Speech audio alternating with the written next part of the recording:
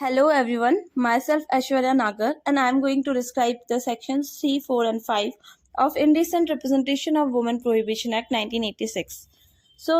start करते हैं. Section 3 क्या बताता है? Section 3 tells that prohibition of advertisement containing indecent representation of women.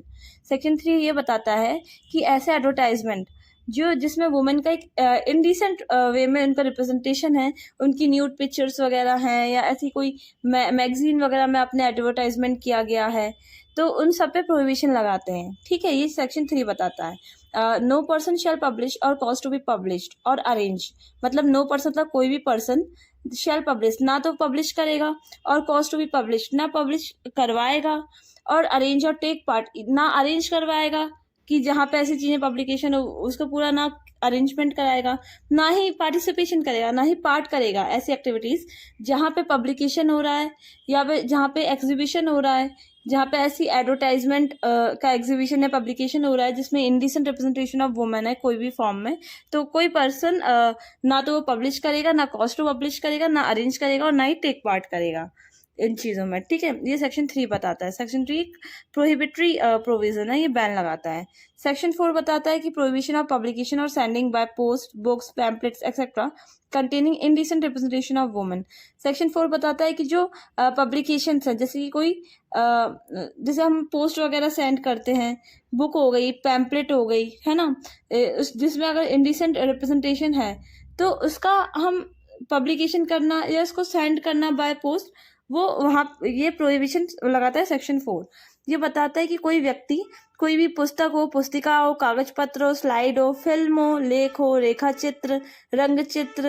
है ना, जिसको बोलते फोटो चित्र वगैरह, फोटो वगैरह है जो, ना तो अगर वो जहाँ पे उस फोटोज में अगर ऐसी आकृति बनी है, मतलब इनडिसेंट रिप्रेजेंटेशन किया गया है वुमेन का, न्यूड पिक्चर्स वगैरह है या इस तरीके से बनाया गया है जो देखने में डिसेंसी उसमें नहीं है बिल्कुल, तो ना कोई जो व्यक्ति है ना ही उसका प्रोडक्शन करेगा, मतलब ना उसको उत्पादन करेगा, ना ही प्रोडक्शन करवाएगा, ना उसको सेल करेगा, ना उसको हायर भाड़े पे देगा, ना ही डिस्ट्रीब्यूट करेगा. ठीक है, और ये सब परिचालित भी नहीं करेगा और ना ही पोस्ट द्वारा ये सारी चीजें भेजेगा. ये सेक्शन 4 बताता है. लेकिन एक यहाँ पे एक्सेप्शन दिया गया है कि अगर कोई ऐसी जो बुक है, पैम्पलेट है, paper, slide, film, writing, drawing, painting, photograph, representation of figure, ये सब अगर फर्स्ट में दिया गया है कि the publication of which is prove to be justifies as being for the public good. अगर इन सब का पब्लिकेशन कोई पब्लिक गुड के लिए किया गया है, लोक कल्याण के लिए किया गया है, अगर ये जस्टिफाई हो जाता है कि ये सब हमने या तो जनरल लोगों के कंसर्न के लिए किया गया है, इन slide, film, writing, drawing, painting है, फोटोग्राफ है, या कोई इस तरह का हमने रिप्रेजेंटेशन किया गया है फिगर में, कोई साइंस की बुक, लिटरेचर की बुक, आर्ट की बुक में, ताकि वो लर्निंग पर्पज से है या जनरल कंसर्न से है, तो ये तो एक्सेप्शन है, इस पर्पज से कर सकते हैं. या सेकंड में बताया गया कि कोई बोनाफाइडली इसको यूज करता है रिलीजियस पर्पज से, तो तभी इसमें क्या है, प्रोहिबिशन नहीं है. ठीक है, ये एक्सेप्शन हो गया ए का. अब बी बताता है कि अगर कोई स्कल्पचर इनग्रेव, पेंटेड और अदरवाइज रिप्रेजेंटेड ऑन, ठीक है, अगर कोई प्राचीन जो बोलते हैं ना हमारी स्मारक वगैरह है, मॉन्यूमेंट्स वगैरह होते हैं, है ना, वो अगर क्या बोलते हैं, तथा पुरातत्व स्थल और अवशेष अधिनियम जो है 1958, उसके अंतर्गत अगर कोई स्मारकों पर ये सब ऐसा रिप्रेजेंटेशन किया गया है, कोई मॉन्यूमेंट्स, आर्कियोलॉजिकल साइट्स वगैरह पे, जो कि ये इन पे अगर किया गया है, या सेकंड है कोई टेम्पल पे, या फिर उसके कन्वेंस के लिए जो कोई कार यूज होती है, जो मूर्ति के लिए आने जाने के लिए, वो रथ वगैरह हो गया, वो जो यूज होता है रिलीजियस पर्पज से, तो उस रथ पे भी अगर ऐसा कुछ चिपका हुआ है तो भी मतलब ये प्रोहिबिशन यहाँ पे नहीं लगेगा, एक्सेप्शन है ये भी. और थर्ड ये है कि कोई ये है कि जो सिनेमेटोग्राफिक जो एक्ट है, सिनेमेटोग्राफ एक्ट, उसका 1952 का उसका पार्ट जो सेकंड है, उसके अकॉर्डिंग अगर कोई फिल्म है तो उस पर भी ये चीज़ें लागू नहीं होगी. ठीक है, सेक्शन 5 बताता है powers to enter and search, enter करने की और सर्च करने की पावर. तो इसमें बताया गया कि subject to the rules as may be prescribe मतलब रूल्स के अकॉर्डिंग जो हमारा गेजेटेड ऑफिसर है, स्टेट गवर्नमेंट एक गेजेटेड ऑफिसर को ऑथराइज करेगा वो लोकल लिमिट्स के लिए, लोकल एरिया के लिए, ठीक है। और उसके पास ये पावर्स होती हैं। ए में बताया गया कि वो पूरा एंटर कर सकता है, सर्च कर सकता है एट ऑल रीजनेबल टाइम्स, रात को, सुबह, दिन में, शाम को, उसके पास सारे रीजनेबल टाइम्स है, वो कर सकता है, ठीक है। विथ हेल्प के असिस्टेंस के साथ, उसको जो भी हेल्प चाहिए होती है अपने असिस्टेंट, उनके साथ जाके वहाँ सर्च कर सकता है। जहाँ पे उसको रीज़न टू बिलीव है कि यहाँ ऑफेंस ये सब हुआ है, यहाँ पे किसी ने ये प्रोडक्शन, डिस्ट्रीब्यूशन, सर्कुलेट वगैरह की है, सेल की है, तो वहाँ जाके वो एंटर और सर्च कर सकता है। वहाँ से कोई चीज़ अगर मिलती है, रिकवर होती है, तो बी में ये उसके पास पावर है कि वो जब्त कर सकता है, सीज कर सकता है वो बुक को, पैम्पलेट को, paper, slide, writing, drawing, painting, photograph, representation of figure, ठीक है,